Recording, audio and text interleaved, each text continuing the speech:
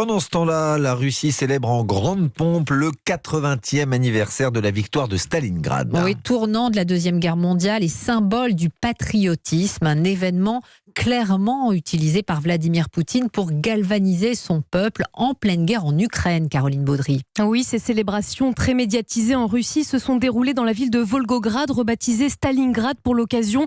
Les soldats, dont certains en tenue soviétique, et les chars ont défilé le long de l'allée des héros avant que le président russe ne réitère ses menaces contre les Occidentaux.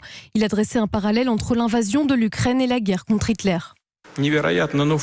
C'est incroyable, mais c'est un fait.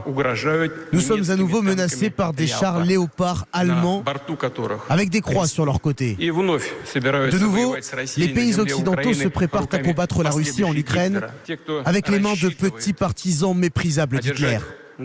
Ceux qui espèrent vaincre la Russie sur le champ de bataille ne semblent pas comprendre qu'une guerre moderne avec la Russie serait très différente de la Seconde Guerre mondiale.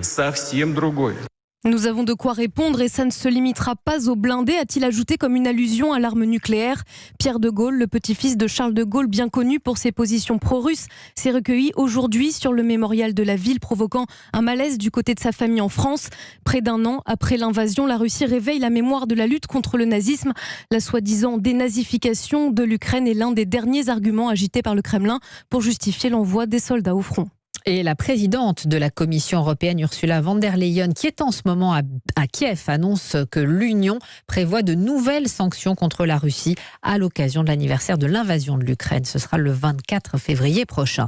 Et puis on apprend ce soir que le Brésil va couler l'ancien porte-avions Foch, fleuron de la marine française pendant 37 ans. Il est passé sous pavillon brésilien en 2000 et s'appelle depuis le Sao Paulo.